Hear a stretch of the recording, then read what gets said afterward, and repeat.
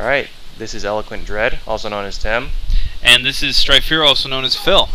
And we're doing our first YouTube video, or at least my first YouTube video and our first YouTube video together. He has some other stuff unrelated to this.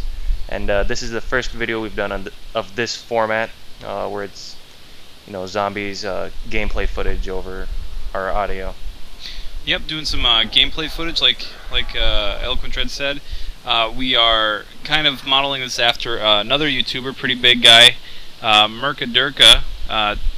Eloquent sort of introduced me to his videos on his channel. Yeah, I've seen all of his videos. They're just great. I love them. Watch them all the time. Yeah, he has a definite style where he sort of does voiceover gameplay footage of him playing zombies for the most part. I guess he plays some other things too. We started initially by recording directly off the monitor, or directly off the television, using a camcorder, but the quality wasn't the best. Especially since it was both of us playing and Phil sucks at zombies, so. Yeah, I mean that pretty much deteriorated the quality of the video, for the most part. The other thing is that there's a lamp that was reflecting off the screen, so that didn't help. And because it's really hot where we're at, we have the air conditioning, the fan on, and you could hear that in the mic, and you could barely hear me because I had to sit facing away from the mic of the camera. And he has a childlike whispery voice, but other than that, it's it's just all sort of technical hardware issues. So now what we're doing is we are using Fraps to record footage from the Steam version of the game, the PC version, and Tim's playing using the Xbox 360 controller plugged into the USB port. And we've been running with Fraps full screen.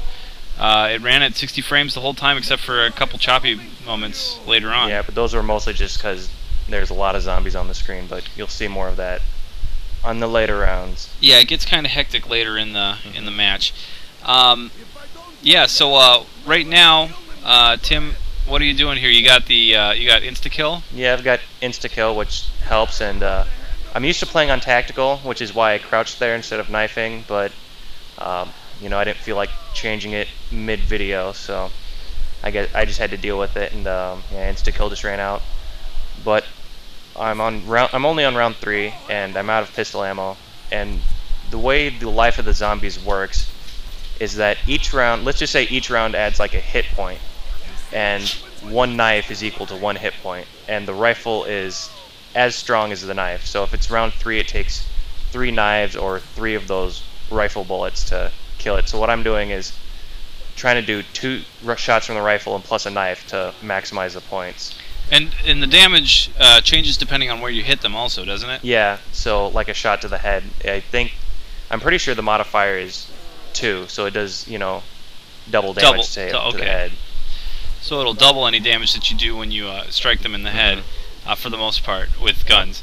And then the knife too, though. Oh, the knife as well? Which is weird, because when I've done knife-only zombie games, I've gotten headshots, which is... Oh, it comes up in your score as a headshot? Yeah, as a headshot, which is bizarre, but I didn't know that was, But hey, I'll take it. So, what do you think the pistol does as far as damage, then? I think it's, the pistol is 8 bullets equals 1 knife. So, a whole clip. That's pretty big. Yeah. That's a pretty big difference. But you get points for that, and a lot of people use the strategy of sort of focusing on the pistol and the knife in the early rounds. And could you explain that a little bit? The first round, it's 1 knife will kill a zombie, but if I don't want to hold on to my pistol for very long, then I'll do 4 shots from the pistol plus a knife to maximize my points. Then round 2 is 6 shots from the pistol, and then a knife should kill him. And then round 3 is if I still have any bullets left, I'll just empty a clip into them and a couple knives until they're dead. Okay. So this strategy, I'm sorry, I noticed that you opened up the door there. At what point do you usually open up that door? I usually open it up around round 4, like I did here, just because things started to get a little crazy in that first room, and plus I want to get out of that room before the dogs show up, which is usually round 5 or around there, around 5 or 6. What's the issue with the dogs in that room? Is it just too small of an area to maneuver? Or? It's a really small area, and I don't have a really strong gun. I mean, I could probably use the Olympia for the dogs, but I just don't like using that gun in general. It's just not an effective strategy, really. Yeah, I don't go for the Olympia in the first room at all because it's a shotgun, so it's stronger, but the flip to that is that you're getting less points for hitting the zombies. So, because you get 10 points for hitting them with a bullet, and but if you're killing them with one bullet, then it's just less points. There's something that you were telling me also about this room here, that I think we already passed up the part where you actually look at the machine. Oh yeah, that vending machine looking thing, that's a mule kick, and it originally wasn't on this map in Black Ops, but they put it on this map retroactively when they added it in with the updates. With right? the updates, yeah. So with the new maps and the new features of some of the new maps, one of them was the vending machine mule kick. They added mule kick in the old maps. And what does mule kick do for you again? It gives you 3 guns. Makes it so you can equip 3 weapons at once. Just an extra gun. More guns is better. And so what they did is they went back and they actually added that in there so that you can get that in these earlier maps, which is pretty cool. Like on my 360 game, I don't have any of the new maps, so I don't have it. So it was nice to play it on the PC and for it to be there. Yeah, it's nice that Treyarch went back and did those changes. It's too bad that they didn't make those same changes on the Xbox version, but I assume it has something to do with Microsoft's policy about how DLC works and stuff like updates and patches and whatnot. It gets added to this map when you buy the new maps, then it gets added into this one. So yeah, I think that they have a policy about there being some sort of monetary exchange for any sort of updates, but that might not be true. I don't have the paperwork in front of me about their contracts and whatnot. The update might just be buried. I think it's probably just buried in one of the DLCs, but that's getting a bit technical, and who really cares? It's in here now, and I'm glad for that. It's just the only qualm I have about it is that it's 4,000 points, which makes it the most expensive perk, but oh wow, it is pretty useful. Yeah, I guess. Well, yeah, because you can get into sticky situations where being able to switch to a third weapon after you've run out of the other 2 would be pretty useful.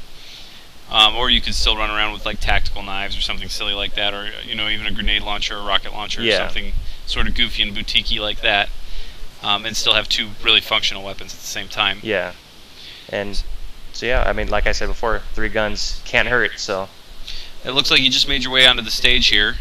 What are the big features of this stage? The stage actually has the biggest loop, aside from like the whole map is basically a big circle, but the stage has this it's a large oval basically. So this is where I usually will lead the zombies in a circle, in the later rounds.